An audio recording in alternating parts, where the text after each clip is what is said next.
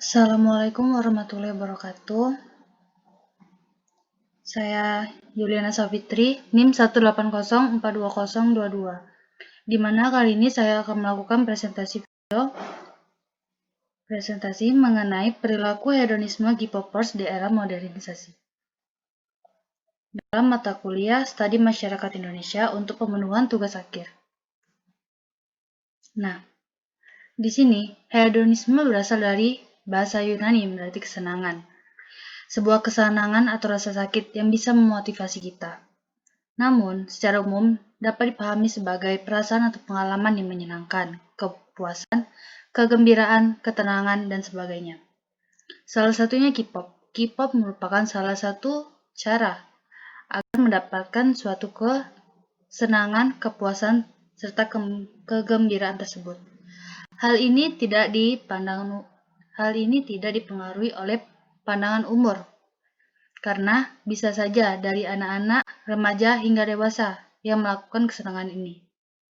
Nah, dalam penggemar K-pop, mereka mendapatkan kesenangan dengan membeli merchandise atau barang-barang yang berhubungan dengan idola mereka. Karena suatu idola pasti mempunyai banyak merchandise yang diberikan kepada para penggemarnya.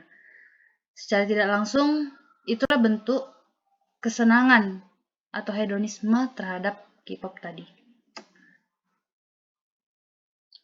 Nah, di sini budaya Korea atau budaya Korean pop merupakan musik yang berasal dari Korea Selatan. Ciri khasnya, mereka memberikan kesenangan tersendiri bagi para penikmatnya dan banyak dikonsumsi oleh masyarakat luas. Dan K-pop ini memunculkan suatu kelompok-kelompok penggemar, bisa dalam di mana kelompok penggemar ini terbagi menjadi beberapa bagian. Salah satunya adalah fangirl, yaitu kelompok penggemar perempuan, fanboy, kelompok penggemar laki-laki, fanbar, perkumpulan fans yang melakukan penggemaran terhadap budaya K-pop tadi untuk kepada idola mereka. Nah, konsep hedonisme ini diawali dengan rasa cinta menggemari hingga lambat laun rela melakukan apa saja demi idolanya. Hal sederhana ini, mereka rela menyisihkan waktu, tenaga, dan uang untuk membuktikan loyalitas mereka terhadap idolanya. Tentu saja hedonisme ini salah satu perilaku yang buruk jika kita tidak memanagenya dengan baik. Nah, berikut salah satu merchandise atau produk hedonisme barang K-pop. Album. Album merupakan salah satu produk atau produk album penyanyi yang dikeluarkan oleh idol mereka. Album ini berkisaran seharga 400 ke atas. Dan jika mereka mengumpulkan banyak album, mereka bisa mengikuti fansite atau biasanya dilakukan oleh penggemar yang memenangkan lotre untuk jumpa langsung kepada idol mereka. Nah, photocard ini merupakan salah satu merchandise dari bagian album. Biasanya, photocard ini berharga sekitaran 200-an ke atas, dikarenakan produk ini berasal langsung dari perusahaan idol mereka. Poster juga merupakan bagian dari album tersebut. Namun, ada juga fansite yang menjualnya tersendiri. Fansite itu merupakan salah satu perkumpulan orang-orang yang mengambil gambar idol mereka. Mereka rela mengikuti idol mereka kemanapun sesuai jadwal yang mereka dapatkan. Nah, dalam mengikuti ini tentu mereka membutuhkan biaya yang banyak. Nah, disinilah letak hedonisme yang tinggi tersebut. Photobook merupakan bagian dari album tersebut. Dan selain itu ada K-pop lightstick. Nah, di sini lightstick merupakan bentuk merchandise yang dikeluarkan oleh perusahaan idol dalam mengikuti suatu konser, fansite, atau lain-lain. Biasanya sekitaran 2 jutaan atau 700-an ke atas. Konser. Konser di mana para idol, boy band atau girl band, ataupun aktor ataupun aktris yang melakukan kunjungan ke negara atau ke wilayah untuk menyanyikan album tahun mereka. Nah, di sini konser dapat dilihat konsep hedonismenya karena jumlah per bangku berdasarkan letaknya ke bagian panggung jauh atau dekat berkisaran sekitar 1 sampai 5 juta tergantung daerahnya juga. Nah, dalam tiket konser ini mampu terjual sangat cepat dan laku habis.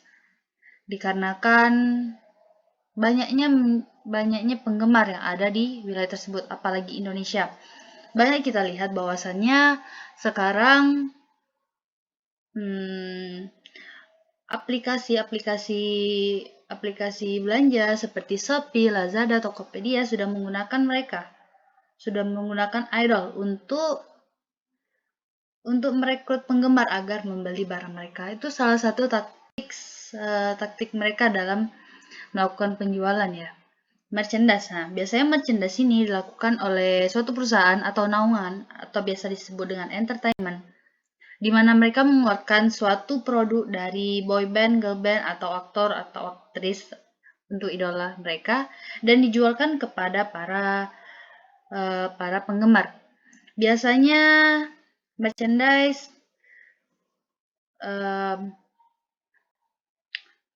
ini hanya terbatas. Jadi jika masyarakat Indonesia ataupun penggemar Indonesia melakukan sistem stok ya. Nah, terus boneka. Biasanya suatu fandom atau idol melakukan atau mengeluarkan boneka yang mirip dengan karakter mereka. Sehingga para penggemar semakin gencar dalam ingin membelinya. Supaya mereka kayak keinginan, oh saya bisa memeluknya, saya bisa berbicara dengannya, seakan-akan seperti itu. Nah, berikut salah satu hadiah terbesar, hadiah termahal yang diberikan oleh fans sebagai bentuk hedonisme dari para penggemarnya.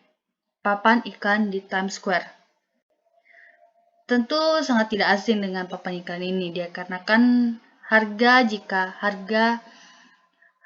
per detiknya jika kita ingin memasang suatu iklan sangatlah mahal. Berikut salah satu bentuknya adalah BTS sebagai bentuk comeback atau lagu baru mereka.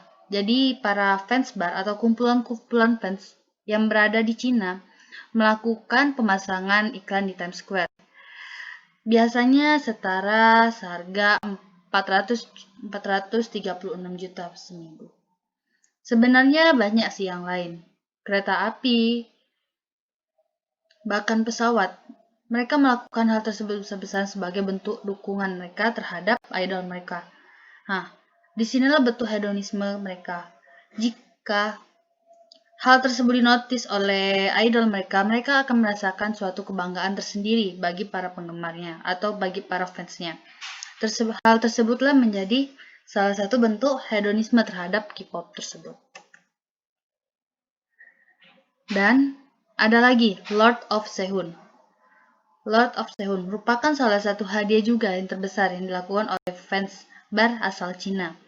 Mereka memberikan tanah kepada salah satu idol mereka, yaitu Sehun dari boyband EXO di Skotlandia untuk ulang tahun ke-22. Dan bahkan mereka memberi nama tempat tersebut dengan julukan Lord of Sehun. Tentu hal ini sangatlah tidak masuk di akal ya. Kenapa mereka mau membelikan harga tanah semahal itu untuk istilahnya idol yang istilahnya belum tentu dapat mereka miliki. Nah, Dampak dari hedonisme tersebut adalah bagi positifnya, mereka yang terkena Hallyu Key-Wave ini sering mengembangkan minat berbahasa asing. Tentu saja ini menjadi poin penting ya, karena tentunya mereka mendapatkan teman-teman asing dari berbagai daerah maupun dari berbagai belahan dunia yang ada. Nah, semangat menabung.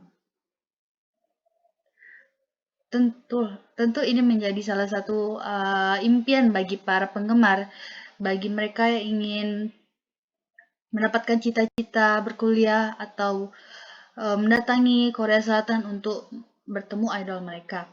Biasanya mendapatkan semangat ini, para idol mereka akan memberikan support bagi para penggemar yang melalui media sosial mereka ataupun langsung kepada penggemarnya. Nah, menempatkan satu teman frekuensi itu sangat jelas sekali dikarenakan di tempat tersebut tentu saja mereka bisa berbagi pengalaman, minat, bakat, bahkan melakukan hal positif yang bersama-sama. Dampak negatifnya adalah sering melakukan pemborosan. Itu sangat jelas. Dikarenakan seperti yang di hadiah yang tadi, yaitu pemasangan iklan di Times Square. Pemborosan. Mereka melakukan sesuatu hal yang tidak bermanfaat bagi lingkungan sekitar. Namun, mereka melakukan tersebut bagi impact kepada dirinya. Karena impact kepada dirinya adalah mencapai kepuasan atau kesenangan pribadi. Secara tidak langsung menambah musuh. Ya, tentu jelas. Karena di sini fans sangat berlomba-lomba dalam memberikan hadiah terbaik untuk para idolnya. Dan jika ada jika ada idol yang melakukan sesuatu, mereka bakal menyerang, mereka bakalan head comment ke sosial medianya, mereka akan menambah hal semacam itu secara tidak langsung, membuat dirinya terjebak di dalam khayalan. Itu jelas sekali. Dan kenapa dikatakan terjebak di dalam khayalan? Karena belum tentu fans idol mereka mau menotis mereka. Nah, salah satu hedonisme remaja sekarang, salah satu hedonisme masa remaja, masa orang-orang sekarang yang ada di Indonesia, mereka menggunakan kuota gadget mereka untuk mengikuti hal-hal yang berbau K-Wave. Baik itu kabar terbaru, single terbaru, album terbaru, ataupun apapun itu. Nah, di sini dapat dikatakan tidak penting, tidak dapat impactnya bagi orang-orang di sekitar dia. Namun, sama seperti yang saya bilang kembali, impactnya kembali kepada mereka, karena mereka mencapai kepuasan pribadi. Sekian dari saya. Wabillahi taufiq walhidayah. Wassalamualaikum warahmatullahi wabarakatuh.